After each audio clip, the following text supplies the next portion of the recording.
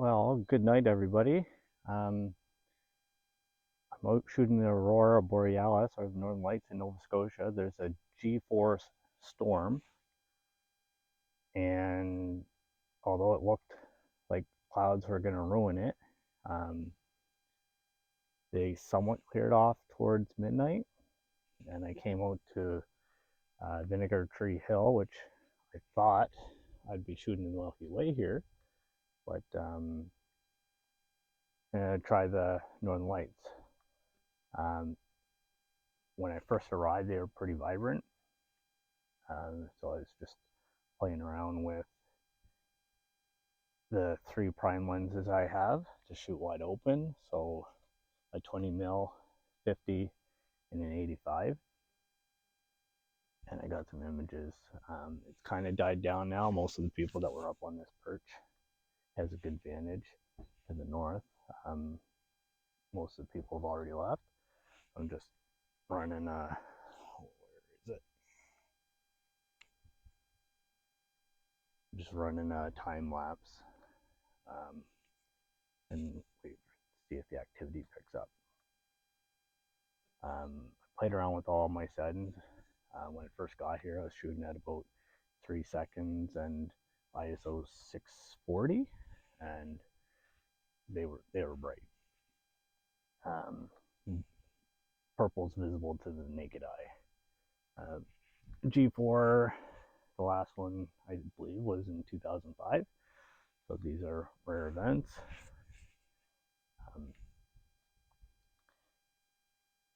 Yeah, exciting.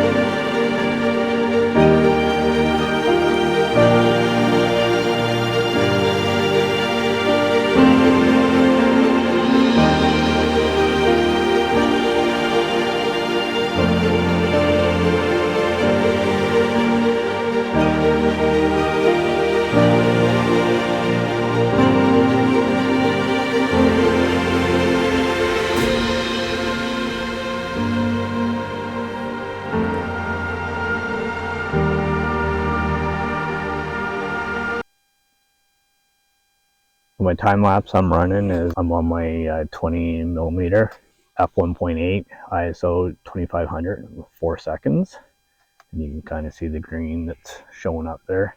You can see it a little bit there in the clouds with just live video, and just hopefully they flare up again.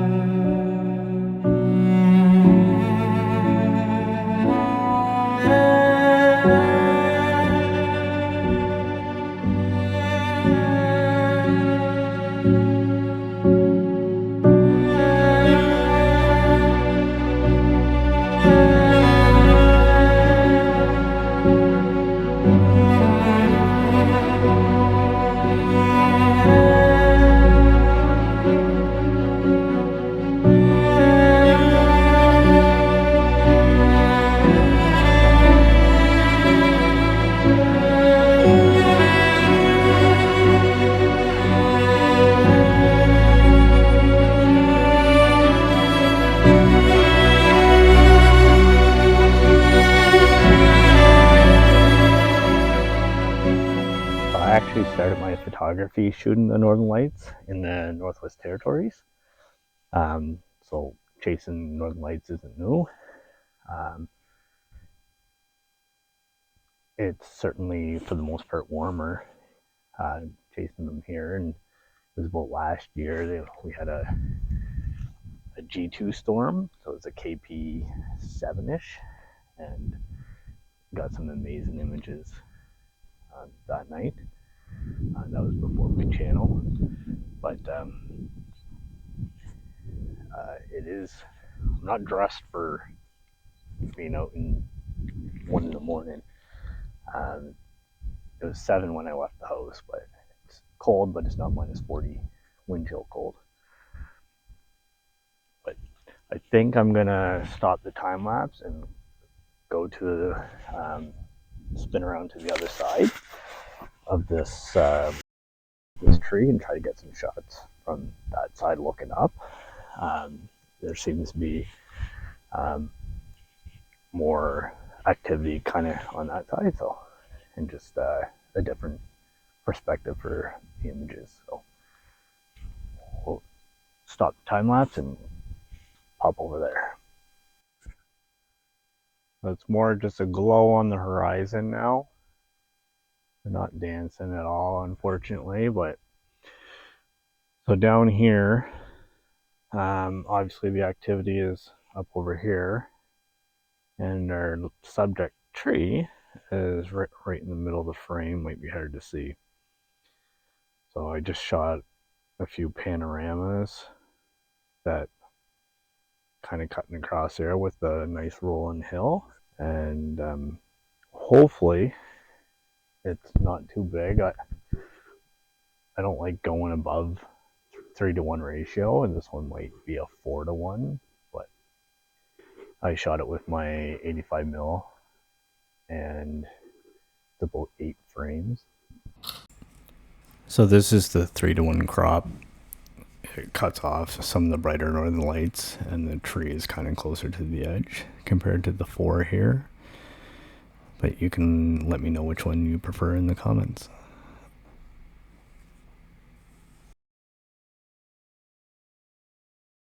So I just finished taking one last panorama. I'm gonna make my way home about 1:30 in the morning. The data is getting worse. The BZ has turned positive, and normally you need that in negative territory. And in the near future, about 45 minutes, it's only getting worse.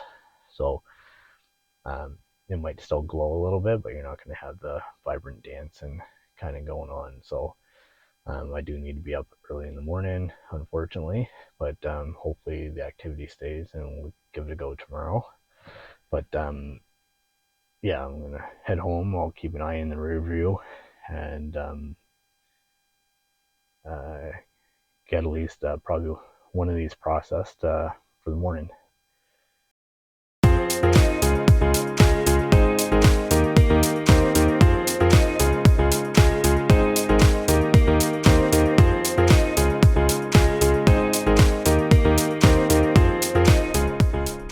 Well, it's the next night. I'm heading out to the valley. This will be day 2 of chasing the northern lights. It's supposed to be decent again tonight. Cloud-wise, it's about what it was yesterday. It's supposed to clear off a little better in theory, closer to midnight, and the peak of the aurora is supposed to be 8 to 10-ish. So we'll see if these two things line up. But I have a few locations to kind of bounce to and hopefully grab a few images. So, fingers crossed. So I'm kind of set up at Baxter's Harbour. There's some nice basalt sea stacks here, and that's kind of my game plan, to have those in the frame and then northern lights behind it. The sun's down, we're losing light quickly, except it's, I'd say, 90% cloud cover, and we have a little gap on the horizon that I won't be able to show you in the video here, but yeah, it's not looking promising at this point. But Baxter's Harbour is on one of my places to shoot a sunset or a day video at. It's a pretty interesting spot. The tide's out on its way back in, but we do have to be careful because we crossed the river.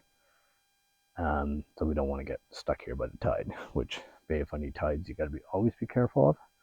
But we'll see if it gets darker, see if we get some clearer skies. So it's about 10:50 at night now, and for the most part, the sky's clearing off. Definitely getting purples and greens on the horizon, nothing I can show with video. And I'm using about 15 seconds and ISO 2500, so pretty aggressive, but got a few shots here. And so I like the composition here, but there are two issues. One, it cut off the lower part of the horizon, and the other is that there was a orange light from the house just above on the cliff, and it was casting an awful red range onto the basalt sea stacks there. So to ensure focus at infinity, which is what you want, I go into live view and then zoom in on a bright star, and then you dial it until it's as small speck as you can. You don't want it on either side. I'm gonna change location, try to shoot some flowing water, going into the Bay of Fundy with the open horizon, and then we might start looking at a second location. But when you see colors in the sky, it's always nice.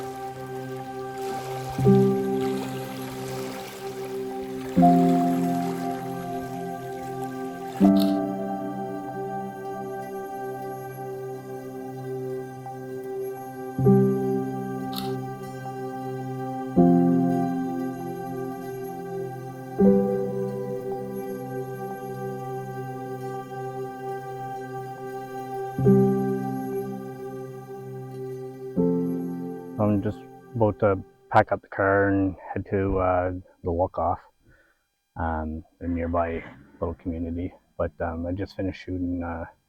Hopefully it turned out. It was a group of guys having a fire on the beach, and it's going to be a numerous exposure blend to kind of make things work. But the group of them with the fire, with the northern lights in the background. So I gave them a card, and gonna give them their image if it came out, and something fun to do. But so we're off to another location once I get all packed up. There's still just a green glow on the horizon, nothing like crazy, but with the camera you can get some nice pop.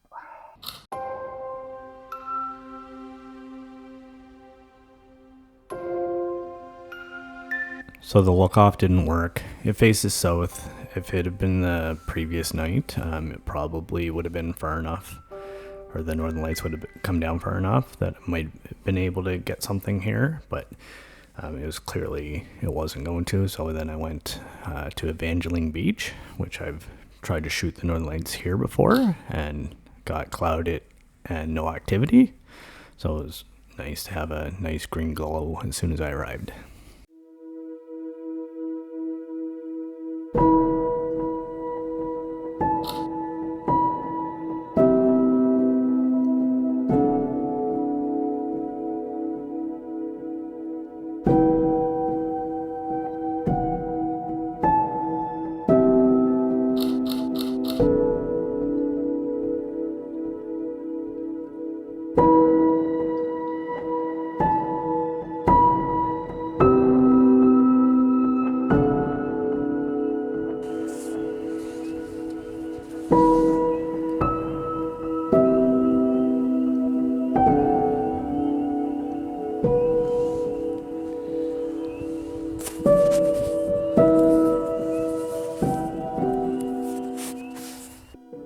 I just left Evangeline Beach.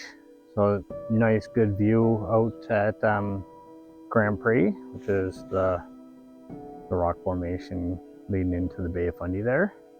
I tried one night to get that shot before and got clouded out and there was no activity, so I'm glad I have that one now.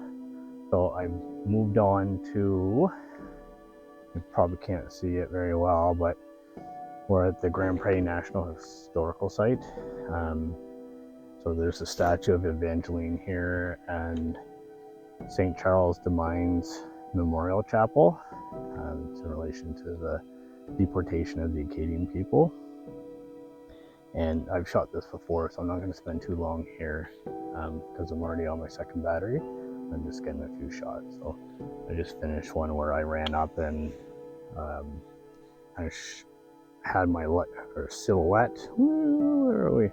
I have my silhouette kind of in between these two lights, and then there's the chapel in it. So interesting shot. And then I'll get a few more, but the northern lights have kind of died down. We kind of have just a green band more so.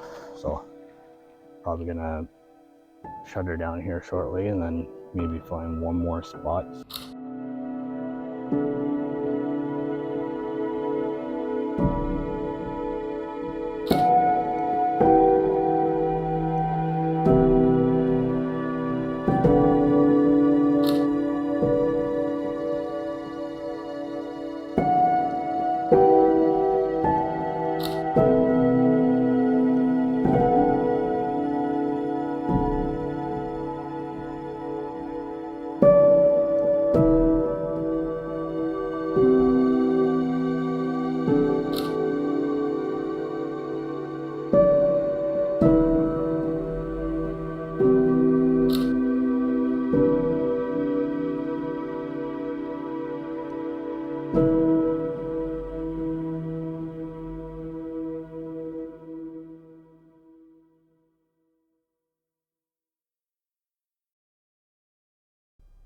So just as I said that the northern lights were dying, I got back to the car and overlooking the field, the northern lights were going off. They were pulsing in the sky.